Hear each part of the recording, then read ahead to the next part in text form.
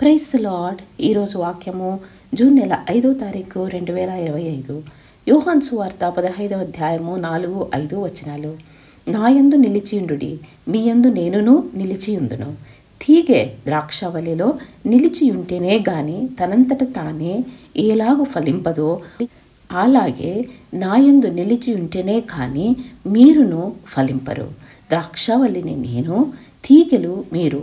ఎవడు నాయందు నిలిచియుండునో, నేను ఎవని యందు నిలిచియుందునో వాడు బహుగా ఫలించును. నాకు వేరుగా ఉండి మీరేమియూ చేయలేరు. క్రీస్తునందు ప్రియమైన సహోదర సహోదరులారా, మనలో ప్రతి ఒక్కరికి బహుగా ఫలించాలని కోరిక ఉంటుంది.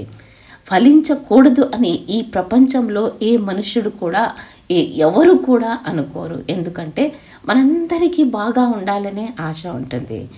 కానీ దానికి ఒక వెరీ సింపుల్ చిన్న విషయం ఏమంటే, దేవునిలో నిలిచి ఉండడమే, అంతే. యేసు ప్రభువులో నిలిచి ఉండడమే చాలా సింపుల్ టిప్. అది యేసులో నిలిచి ఉండటం గొప్ప వరం. అది ప్రతిదినము మనకు ఆయనకు ఉన్న సంబంధాన్ని బట్టి ఉంటుంది. మనం సొంతగా ఏమీ చేయలేము.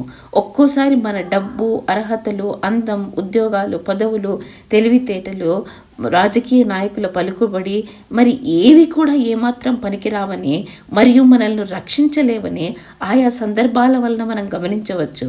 ఒక్కొక్క సిచ్యుయేషన్ వస్తుంది, ఒక్కొక్క పరిస్థితిలో నీకు నిజంగా సహాయపడేది ఏదీ లేదని నీవే గ్రహిస్తావు. కానీ ఆ పరిస్థితుల్లో కూడా నీతో నిలిచి ఉండేది ఒకే ఒక్కటి, క్రీస్తుతో కూడిన సంబంధం.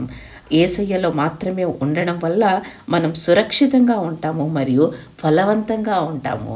దేవుడు చేస్తున్న ప్రతి ఒక్క ఉద్దేశంలో కూడా మనము ఆయనతో అనుసంధానించబడి ఉంటే, అంటే ఆయనతో కనెక్ట్ చేయబడి ఉంటే మనం చేసే ప్రతి పని కూడా ఫలిస్తుంది.